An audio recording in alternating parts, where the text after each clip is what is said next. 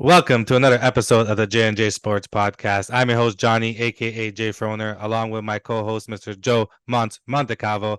On today's episode, I'm quite excited. We're going to be digging into the Montreal Canadiens. Have they improved this year?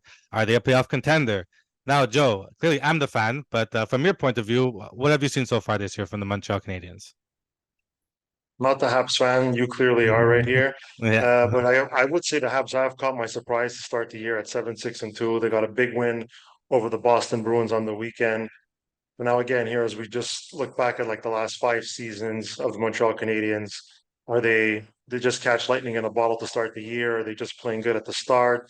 I mean, the last couple of years they finished last in the division. A Yeah. couple of years ago they had the first overall pick. Slavkovsky, yeah. The one outlier in that would be the COVID North Division season where they finished fourth, Uh, they snuck in, surprised the Leafs there when they came back from 3-1 and made it to the Stanley Cup Finals. that was a great But year. again, that was for the Canadians. It was, yeah. I mean, with Shea Weber and Carey Price standing on his head. Yeah. But I Yeah. mean, that's it. Are the Canadians really on the rise, or is this a Yeah. fluke to start the year? Yeah, look, I mean, it's not like they're at the top of the division either. They have been playing well. It's a tough division, to say the least. But I do think, I don't think they could make the playoffs this year. I mean, if I'm being honest with myself, they, like you said, they're 7-6-2, but there have been some upside. I do think they have improved. One thing they have improved is their power play. With that, anyone that's been a Habs fan have known that it's been a problem in the past few years. So they're rocking a nice 23%, which is nice to see. There's Caulfield and Suzuki will always be Caulfield and Suzuki. They're always playing well. Caulfield always gonna get his goals, but Suzuki always gonna get his points. But someone that I really like so far this year is Gallagher. That whole line, to say the least, Gallagher, Monahan, and Pearson. But Gallagher, it's nice to see him back to himself. He's been injured, the past couple of years, but Yeah. he's back getting in the gritty areas. In the goalie's face, scoring his goals. It's nice to see him, be back to himself. I think all Habs fan are, they love to see it. Well, from me, from watching from afar, someone who follows the league, I'm not going to sit here and say I watch every Habs game, but I Yeah, mean, I was looking at the stats early, and I mean, a couple of guys that caught my attention were Sean Monahan. He has what, 13 points in 15 yeah, games, yeah, and then Montreal native, a Point Claire native, Mike yeah. You Matheson. love to I see it. mean, 12 points in 15 games is eighth in defenseman scoring. I mean, last year he had 34 points in 46 games. So when you look back, I think that was a great trade that was made there with Pittsburgh a couple of years ago, and they traded away Petrie to get him. Yeah. I mean, you asked me before, why did they ever trade him to the Pittsburgh Penguins? And Yeah, well, he was always behind Letang, right? Let's be honest. He wasn't going to yeah. get, number one power play or they're, logging those big minutes. But I guess, we got lucky with that. He's really come into his own. He's getting, first power play minutes. He's obviously on the first pairing, and he's turned into a very, a very, very well respected two-way defenseman. Like you said, he has all these points, and he scored that McDavid like goal. I know that you saw it. Yeah, I That's saw that. fantastic. I But have it's to nice to admit it see. was nice. It Yeah, was nice. it was a good goal. Yeah, it's nice to see him. Now, is he a first pair? He's definitely like he may not be like a number one defenseman, but he's definitely number two. He's kind of in between. But it's nice to see him doing well. Another player, like you said before, was Sean Monahan. Yeah. He's been playing very well. 13 points in 15 games, if I'm not mistaken. On that line, like I mentioned before, with Gallagher and Pearson. Now, we signed this year to a 1 year deal. Yeah. Will we flip him at the deadline? That I'm not quite That's it. sure. Are the Yeah, Habs going to be a contention at the deadline? exactly. If if we're not contending for a playoff spot at that point, I think, yeah, 100% they're going to trade him if he's still doing this well. Depends, Now, like what his points are at the trade deadline. Also, what can you get for him? I mean, if someone's just going to give you a third, fourth round pick because you're the Habs are maybe a few points out of a playoff spot, you just ride with him and see if he can does anything for you. yeah, I mean, I think no, not a third round pick. I wouldn't trade him for a third round pick. Maybe a second, and maybe a prospect, or just a first. Now, will Yeah. you get a first? I mean, we've seen players get traded for worse, right? I If mean, he's if there's he's a been point a game at the deadline, and there's a team definitely. desperate that thinks they And can fill a hole. if he stays Yeah. healthy all year, for sure, I think we could get it. So that we'll see how it goes, how the year goes. Now, I have Um, another question for you, yeah, yeah, go and ahead. that That's involves what the I'm here for. goaltending. That involves the goaltending. Yeah, To win in this league, you need a goalie. Is Montembeau the definitely. goalie of the future? It's hard to say. It's hard to say. I will say this. I mean, last year He had a 3.42 goals against and a 901 save percentage. He went 16 wins, 19 losses, and 3 overtime losses.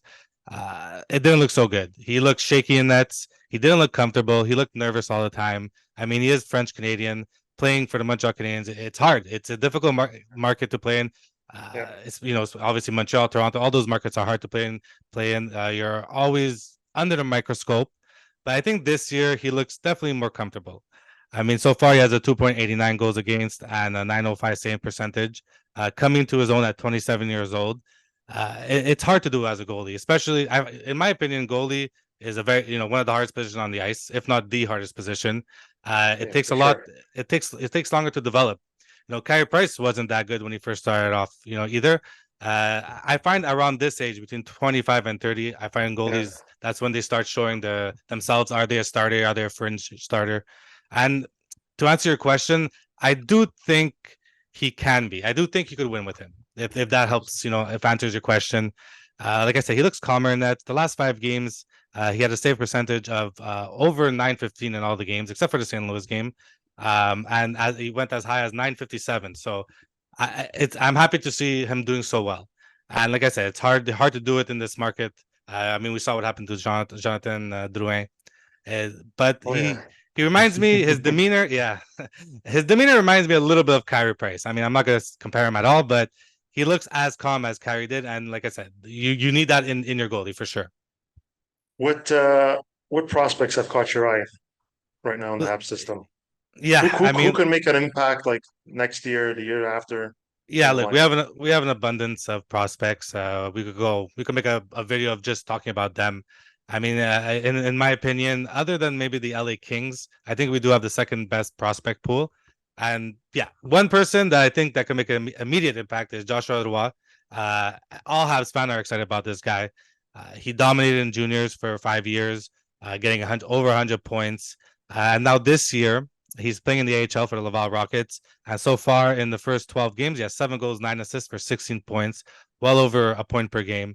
And I'm liking what management is doing with this guy. They're leaving him to marinate. He marinated in juniors, and now he's in the AHL. They're not just because he's doing so well. They're not calling him up right away. Let him Yeah. dominate. Let him get that confidence, so that when he does get called up, uh, he'll make like you said, an immediate impact. And next year, I hope next year they call him up, because I think he could be that missing piece for Suzuki and Caulfield. I mean, this year for that line, we tried Anderson, we tried Slavkovsky, and nothing seems to be working. But I think Joshua Roy has the skill to keep up with those guys, because I don't really see anyone on the team that could. So, we have better prospect, Philip Machar, Lane Hudson, they're always looking good. Logan Yeah. Mayu. We have an abundance, like I said. But to answer your question, yeah, Joshua Roy, I think all Habs fans want to see him next year for sure, on the roster. Now another guy I wanted to touch on was Slavkovsky, first Yeah, round pick yeah, last year. Now we had a podcast last week when we were talking about when is it okay to like finally label a yeah, prospect a bust. Now I'm not yeah, gonna go there right away because it is only a second year in the league, but I would say he has been a little underwhelming to say the least so far. So yeah, what do you see in him? yeah. I'm not ready to give up hope at all. Last year he was injured.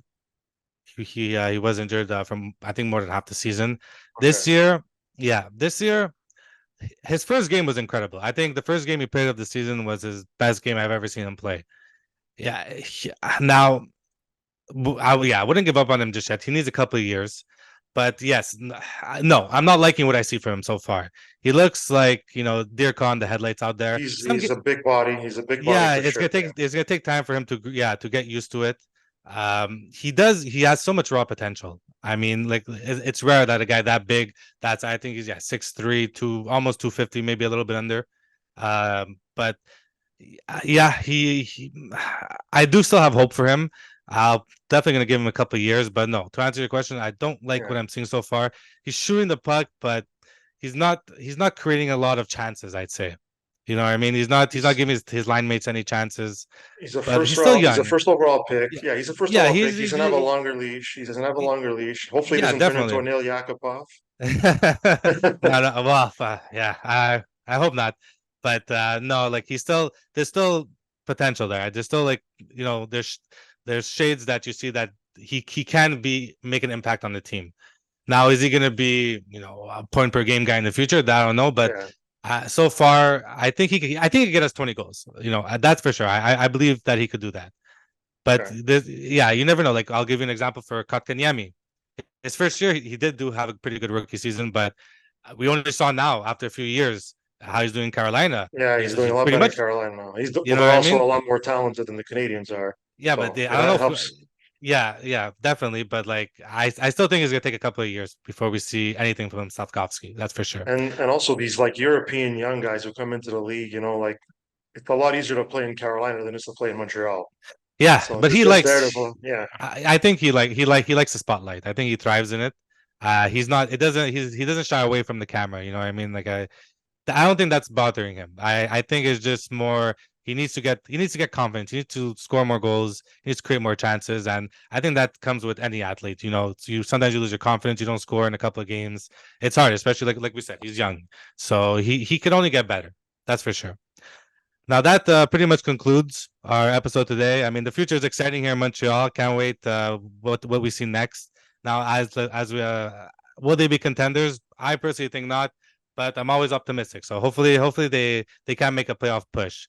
Uh, until I don't know if you have anything else to add, Joe, but until then, I think that's pretty much it. well, It I was was just gonna nice. say like for me, I don't think they're at that level yet where they're going to be in serious Yeah, contention to make the playoffs. It's a nice little start, but I mean, just looking at the lineup, it's a little thin, a lot of question marks. So I mean, we'll yeah, see. Maybe like as you said, what they have like one of the best prospects pools in the NHL. yeah. So maybe in a couple of years, we'll really start to see the team turn around and be Probably two, yeah, contenders. 3 years. Until well, thanks Joe for this. Thank you for letting me talk about my Montreal Canadiens. Until next episode, thanks everyone for watching, and let us know what you guys think in the comments about the Habs. Have a good night.